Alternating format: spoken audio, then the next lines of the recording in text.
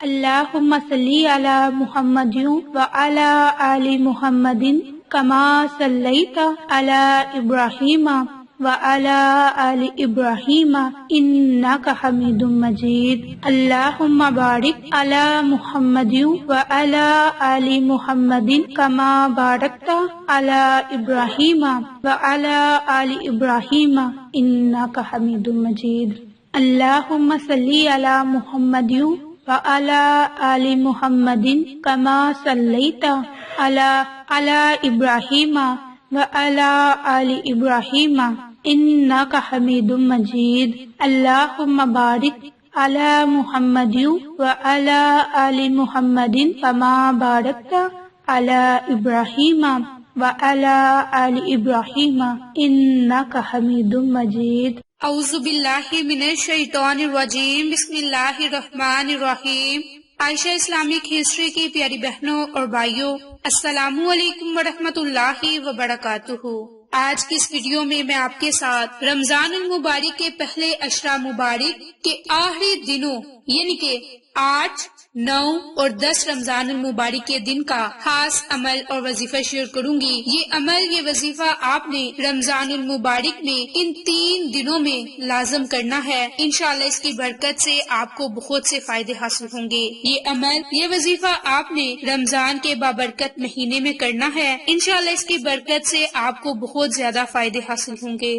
میری بہنوں اور بھائیوں، رمضان المبارک کا مہینہ بڑا ہی مقدس اور بابرکت مہینہ ہے۔ اس مہینے کی قدر کریں اور اللہ رب العزت کی ذات سے دعائیں مانگیں۔ اللہ رب العزت کی ذات ہماری تمام گناہوں کو معاف فرمائے گی۔ رمضان المبارک کا مہینہ اللہ تبارک و تعالیٰ کی بڑی ہی عظیم نعمت ہے، اور اس مہینے میں اللہ تعالیٰ کی طرف سے انوار و برکات کا سیلاب آتا ہے اور اس کی رحمتیں موسلا دھار بارش کی طرح برستی ہیں، مگر ہم لوگ اس مبارک مہینے کی قدر و منازلت سے واقف نہیں، کیونکہ ہماری ساری فکر اور جدوجہد مادیت اور دنیاوی کاروبار کے لیے ہے۔ میری بہنوں اور بھائیوں، اس مبارک مہینے کی قدردانی وہ لوگ کرتے ہیں جن کی فکر آخرت ہو، جن کا ماحول مابعد الموت ہو، یعنی کہ موت کے بعد کی فکر ہو۔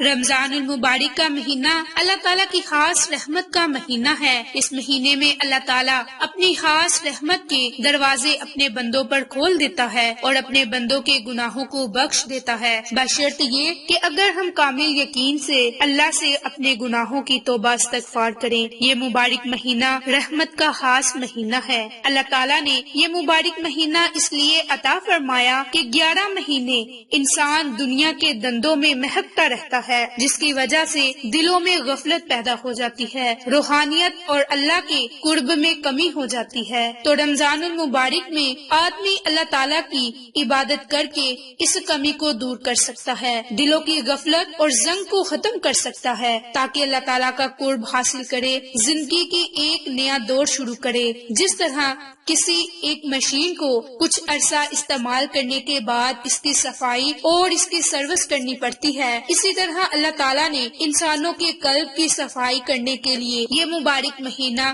مقرر فرمایا۔ قرآن کریم میں اس امت کو روزے کے متعلق حکم دیتے ہوئے ارشاد ہے کہ اے ایمان والو، تم پر روزے فرض کیے گئے جس طرح تم سے پہلی امتوں پر بھی فرض کیے گئے، تاکہ تم تقوی پیدا کرو۔ باہوالہ سورۃ بقرہ آیت نمبر 183۔ کیونکہ یہ بات یقینی ہے کہ نفس انسانی انسان کو گناہ، نافرمانی، حیوانی تقاضوں میں اسی وقت مبتلا کرتا ہے جب وہ سیراب ہو جائے، اور اس کے برخلاف اگر بھوکا ہو تو وہ مزمل پڑتا ہے اور پھر اس کی معصیت نہیں سوچتی کہ وہ برے کام کرے۔ اس طرح کہا جاتا ہے کہ عالم بلا کی پاکیزہ مخلوق یعنی کہ فرشتے نہ کھاتے ہیں، نہ پیتے ہیں، نہ بیوی رکھتے ہیں، جبکہ روزہ صبح صادق سے غروب آفتاب تک انہیں ان 3 چیزوں کھانا پینا اور جماع سے روکنے کا نام ہے۔ تو گویا اللہ تعالیٰ نے اپنے بندے کو روزے کا حکم دے کر ارشاد فرمایا کہ اے میرے بندو، اگر تم ان 3 چیزوں سے پرہیز کر کے ہماری پاکیزہ مخلوق کی مشابہت اختیار کرو گے تو ہماری اس پاکیزہ مخلوق کی پاکیزہ صفت بھی تمہارے اندر پیدا ہوگی، اور وہ صفت ہے وہ فرشتے اللہ کی نافرمانی نہیں کرتے۔ کسی بات میں جو ان کو حکم دیتا ہے اور جو کچھ ان کو حکم دیا دیا جاتا ہے اس کو فوراً بجا لاتے ہیں۔ باہوالا سورۃ تحریم، اور اس کا حاصل خاص طور پر تقوی ہے۔ تقریباً اسی بات کو حدیث شریف میں بھی بیان فرمایا گیا کہ حضرت ابو ہریرہ بیان کرتے ہیں کہ رسول اللہ صلی اللہ علیہ وآلہ وسلم نے ارشاد فرمایا کہ ہر چیز کے لیے کوئی نہ کوئی صفائی اور ستھرائی کا ذریعہ ہے، اور بدن کی صفائی اور ستھرائی کا ذریعہ روزہ ہے۔ باہوالا ابن ماجہ۔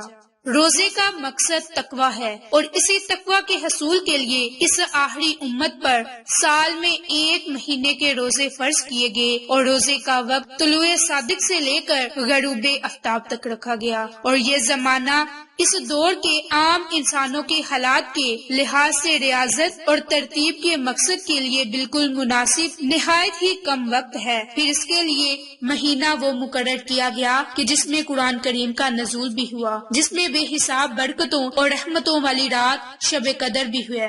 ظاہر ہے کہ یہی وہ مبارک مہینہ ہے، اس کے لیے سب سے زیادہ مناسب اور موزوں زمانہ ہو سکتا ہے۔ تو اس مبارک مہینے سے فائدہ اٹھائیں اور اللہ تعالیٰ کا کثرت سے ذکر کریں۔ میری بہنوں اور بھائیوں، آج کا جو عمل خاص طور پر ہے، یہ عمل آپ نے رمضان المبارک کے 3 دن یعنی کہ 8، 9 اور 10 رمضان المبارک کے دن عمل اور وظیفہ کرنا ہے۔ انشاءاللہ اس کی برکت سے آپ کو بہت سے فائدے حاصل ہوں گے۔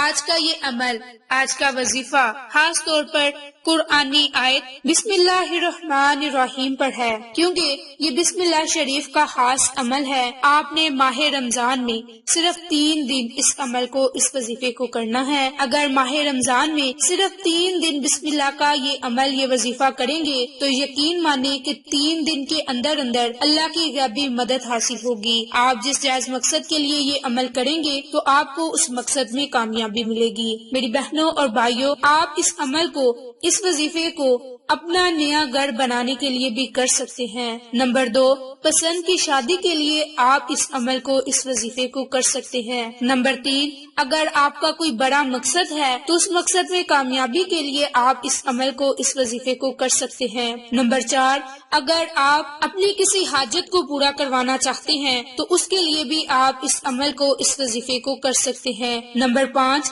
اگر آپ کسی بیماری سے شفا پانا چاہتے ہیں تو اس کے لیے بھی آپ یہ عمل، یہ وظیفہ کر سکتے ہیں۔ اس عمل کے کرنے سے آپ کو 5 بڑے فائدے ہوں گے۔ انشاءاللہ آپ اس عمل کو کامل یقین کے ساتھ کریں تو آپ ضرور فیض یاب ہوں گے۔ اگر بسم اللہ کے فضائل بیان کریں تو چند فضائل آپ کو پیش کروں گی کہ اللہ تعالیٰ نے مسلمانوں کو بعض چھوٹی چھوٹی چیزوں میں بڑی ہی برکت عطا کی ہے، ایسے ہی بسم اللہ بھی اسی میں شامل ہے۔ اس آیت کے ذریعے اللہ کی غیبی مدد حاصل ہوتی ہے۔ اس چھوٹی سی آیت میں اس قدر طاقت ہے کہ کوئی عام مسلمان اس کا تصور نہیں کر سکتا۔ ہمارے پاس بسم اللہ جیسی قوت اور طاقت ہونے کے باوجود اگر ہم مایوس ہوتے ہیں تو یہ بہت ہی افسوس کی بات ہے۔ بسم اللہ کے بہت زیادہ فضائل ہیں۔ اس کے متعلق نبی پاک صلی اللہ علیہ وآلہ وسلم کا ارشاد ہے کہ مجھ پر ایک ایسی آیت اتری ہے جو کسی نبی پر سوائے حضرت سلیمان علیہ السلام کے ایسی آیت نہیں اتری، اور یہ آیت بسم اللہ الرحمن الرحیم ہے۔ حضرت جابر رضی اللہ عنہ فرماتے ہیں کہ جب یہ آیت اتری تو بادل مشرق کی طرف جٹ گئے، ہوائیں ساکن ہو گئی، سمندر ٹھہر گئی، جانوروں نے کان لگا لیے اور شیاطین پر آسمان سے شعلے گرے۔ اللہ تعالیٰ نے اپنی عزت اور جلال کی قسم کھا کر فرمایا کہ جس چیز پر میرا یہ نام لیا جائے گا اس میں ضرور برکت ہوگی۔ تو اگر آپ کا کوئی بھی جائز مقصد ہے تو اسے ذہن میں رکھتے ہوئے آپ نے اس عمل کو، اس وظیفے کو کرنا ہے۔ انشاءاللہ اس کی برکت سے آپ کو بہت ہی فائدے ہوں گے۔ تو اس کے لیے آپ نے سب سے پہلے 3 مرتبہ درود پاک پڑھنے کے بعد آپ نے 100 مرتبہ بسم اللہ الرحمن الرحیم،